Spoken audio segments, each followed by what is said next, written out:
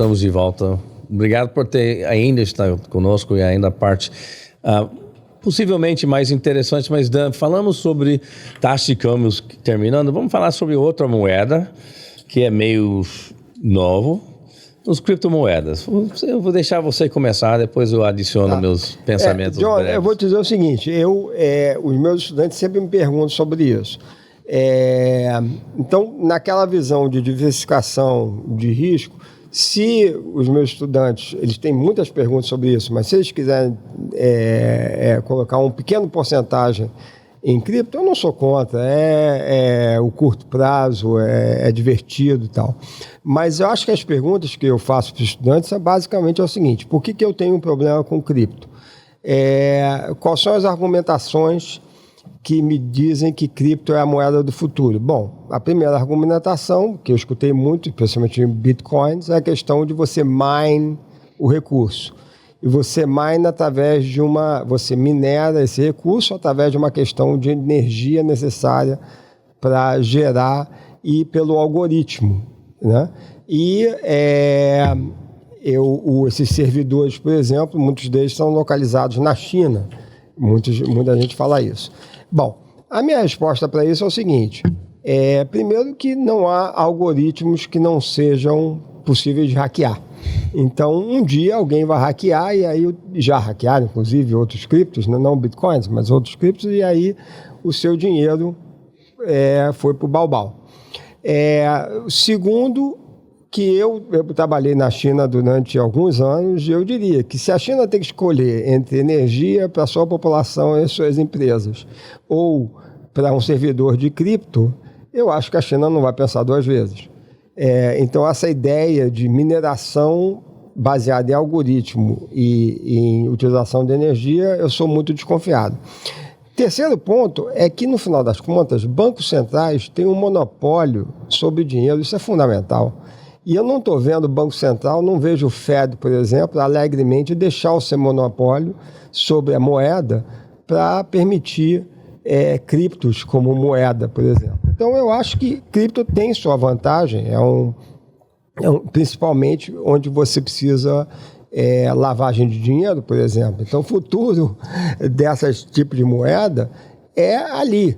Mas mesmo esse pessoal que lava dinheiro, cedo ou tarde acaba tendo que entrar na economia mais formal, entre aspas, e, portanto, vai demandar uma moeda local que foi emitida por um banco central. Então, se quiser botar dinheiro em cripto, eu ponho um pouquinho, uns 0,5% do seu portfólio, só para se divertir, só para saber como é que funciona. Mas se você precisa de adrenalina, de comprar e vender, eu investiria no mercado de câmbio. Eu estou no mesmo lado que você, também dou aula de cripto. E primeira coisa, quando falamos sobre o sistema monetário e financeiro, que é moeda. Primeiro, e principalmente, a primeira coisa que tem valor estável. Os criptomoedas não têm nada disso, são muito voláteis, então não são moedas, são ativos, né? E como você disse, são algoritmos. Means of exchange. E também mais ou menos, né? Correto. Então não é um bom store of value, o valor muda a cada dia. Então realmente não tem essas características de moeda, então é ativo. Então qual é a grande vantagem? Primeiro, o Bitcoin provavelmente é o mais certo, se tiver, não tem valor intrínseco nenhum que eu vejo. Pode me corrigir, que você tem um algoritmo que é difícil quebrar, mas dizer que nunca vai ser quebrado, hackeado, é questão. E também tem limite de oferta.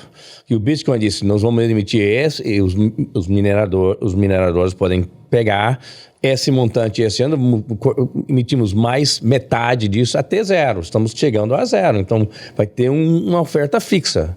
Ok, muito bem, é oferta fixa. Qual a diferença disso em ouro? Ouro cresce, você viu, o preço subiu, a produção aumenta, mas não aumenta muito e não tem...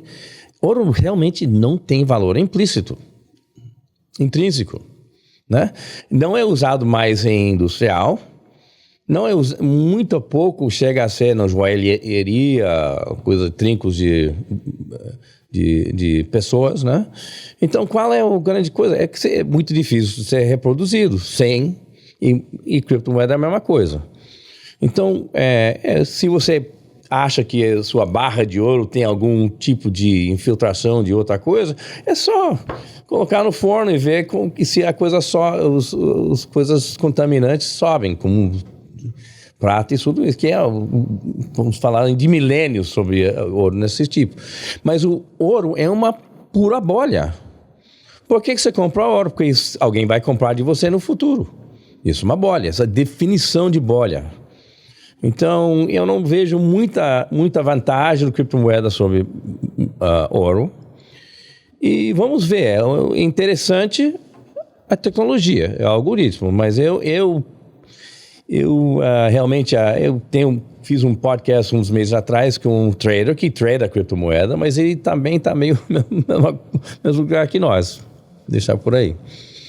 Alguma coisa a mais? Não, bom, como você sabe, a minha origem é a economia de recurso natural, e eu acho que essa ideia de exhaustible resource é uma ideia interessante, mas acho que a gente tem que sempre lembrar que existe exploração, né? Não só extração. Então, o petróleo é um ótimo exemplo disso. O problema do petróleo não é que o petróleo vai acabar, como se achava na década de 70, né? O preço varia, você tem tem custos mais baixos de exploração, servem de incentivo para melhorar a tecnologia, etc. E no cripto a versão seria, como eu falei, o hackeamento de um algoritmo. Ninguém me convence que no futuro o algoritmo é tão bom que é impossível de hackear.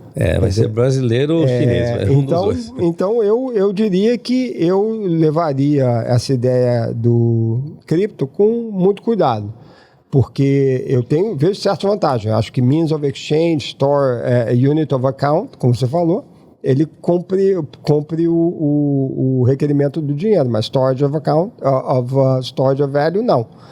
Store value, não. Então, eu iria com cuidado com os criptos. E como eu disse, eu acho que os bancos centrais não vão deixar o seu monopólio assim alegremente.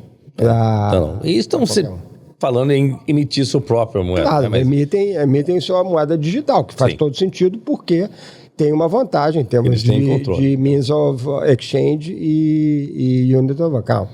Okay. Você estudou com Julian Simon? Não. O professor Julian Simon é do Illinois. Antes disso, ele faleceu, mas escreveu um livro chamado O Recurso Infinito. Uhum. E recurso infinito a inteligência e inovação do humano. Uhum, correto. Porque, você a vê história que você descreveu exatamente o aumento isso. da produtividade. Essa é a história. Então, vamos passar para uma coisa que os brasileiros ainda também não redescobriram. Os americanos faz tantos anos que não tinha inflação. E no fim de 2020, eu estava a mesma coisa que você falou sobre a política monetária. Você aumenta a base de uma forma gigantesca. Eu vou falar principalmente sobre os Estados Unidos, mas também parece que teve uma geração que esqueceu que a inflação no Brasil também. Mas eu escrevi, eu fiquei tão ansioso de ouvir essa inflação é transitória. Quando você está dentro, só olhar no lado de oferta não vai fazer nada. Eles falam, tem choque do Covid, as linhas de produção, etc. Sim, teve no lado de oferta. Mas também em 74 teve a mesma coisa quando eles formaram o OPEC. E a política monetária era frouxa demais. E emergentes sabem que se você tem um choque puramente externo, você acomoda a mudança de preço relativo, mas depois, com política monetária, você faz uma resistência ao segundo ronda de aumento de preço, etc. Então, eu falei assim, a última vez que os Estados Unidos teve inflação é quando saiu do Fed em 93. Né? E o Fed estava voltando para aumentar a taxa de juros de básico nos Estados Unidos, e era a região que era bailout, né? Foi socorrido depois da crise das caixas econômicas daquela época. Então, eu não fiquei surpreso, em 94 queriam aumentar, mas é a última vez que tivemos inflação significativa até agora. Se você só trabalhou no G3, ou velho G7, fez o seu MBA, finalizou o seu MBA em 94, você tinha 24 anos. Então vamos começar a inflação de 21. Calculei, se você realmente ter experimentado inflação, ou você estava na América Latina, ou Europa do Leste, ou você tinha que ter pelo menos 53 anos para saber o que é inflação. E não me surpreendeu. O Fed, frouxo demais, esperou muito tempo para apertar os juros e depois recuperaram, mas só provavelmente 15 meses atrasado.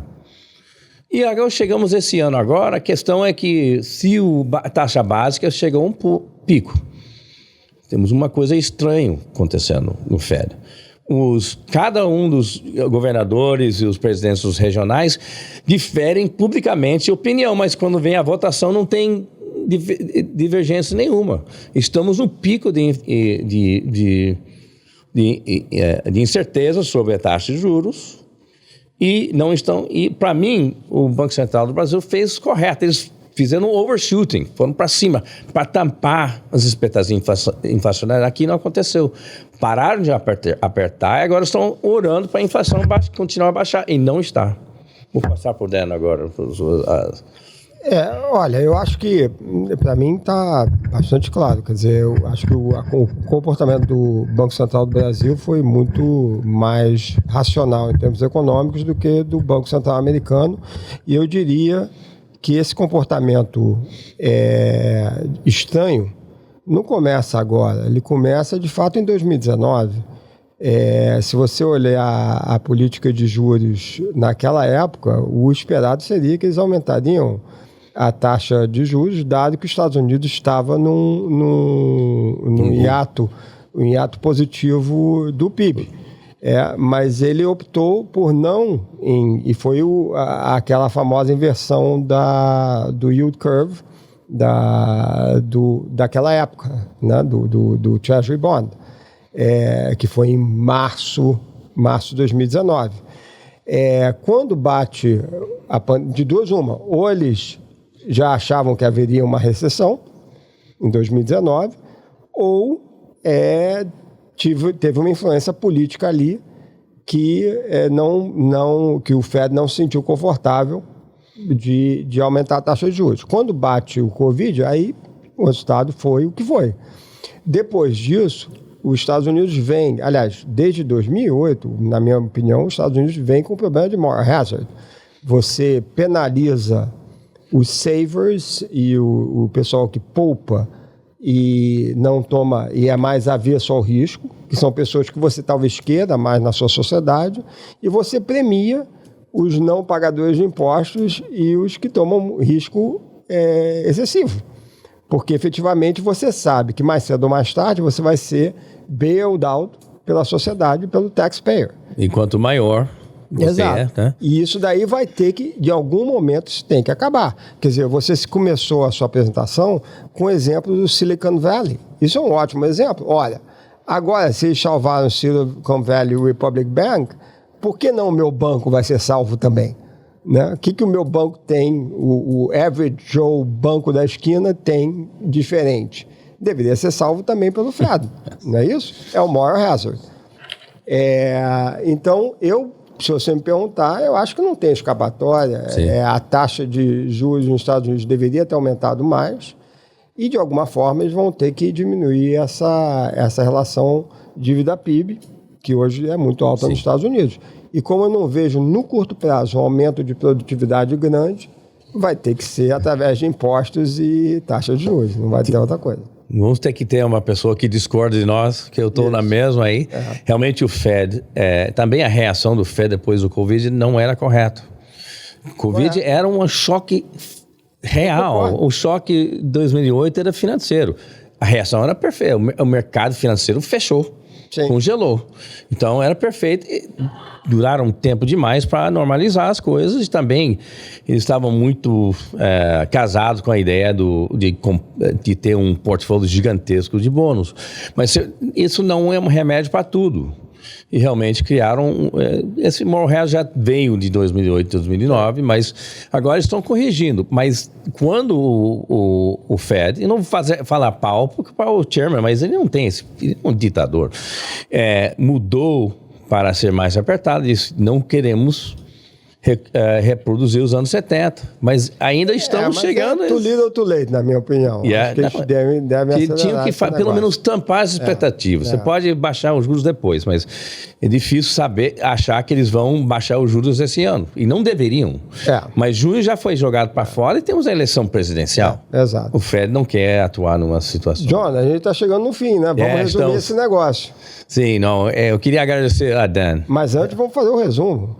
Vou fazer isso, mas eu agradecer. Eu digo a minha opinião. Na minha opinião, os nossos investidores deviam prestar atenção. Nós não sabemos qual é a idade de todo mundo, então... basicamente, aqueles que são mais jovens podem tomar mais risco por longo prazo, enquanto que os mais como é que se diz? Não pode mais a terceira idade devem prestar mais maduros, devem ser mais cautelosos. Só que sempre com aquela ideia, né? Diversificação, minimização de custo, a ideia do risco compensação e minimizar imposto. E, nesse sentido, eu manteria como efetivo, como liquidez, tipo poupança ou money market, uns 3 anos de gastos, né? E os outros eu faria essa equalização de acordo com a minha idade. Isso. Assim que eu faria. Completamente. Você é muito conservador, né? Mas realmente, no Brasil, com os juros que tem, é difícil achar que você vai tomar empréstimo ou usar esse cheque especial. Nos Estados Unidos é um pouco diferente. Você pode tomar um empréstimo lastreado nos seus ativos. Mas é exatamente assim, diversificação, retorno para risco, minimizar o risco e maximizar o retorno, e ter liquidez e minimizar os impostos. E preparar para a aposentadoria, eu diria isso mais para o Brasil do que aqui, mas os dois lados você realmente tem que fazer isso. E a previdência pública dos dois países está quebrada. Eu não dependeria em nenhum lugar no mundo, eu dependeria só da previdência pública. Aliás, eu digo até o que os chineses me falaram quando eu falei sobre isso com eles, na época de 2005, por aí. Eles me responderam o seguinte: meu amigo, se nós crescemos a 8% ao ano, todo mundo vai trabalhar até morrer e vai estar feliz. Sim, exatamente. Dan, muito obrigado de novo. Obrigado a você, John. Obrigado a Florida Christian University pelo convite. Obrigado a todos vocês por compartilham com essa discussão. Qualquer comentário pode enviar por e-mail, alguma coisa assim, sempre chegam até mim e eu passo para Dan também, hein? Perfeito. E ninguém é fluminense aqui, só você. Eu sou orgulhoso e a Libertadores está aí. Estou cercado por carioca fluminense aqui. Bom, muito obrigado a todos. Deus te abençoe e vai com Deus. Obrigado, John.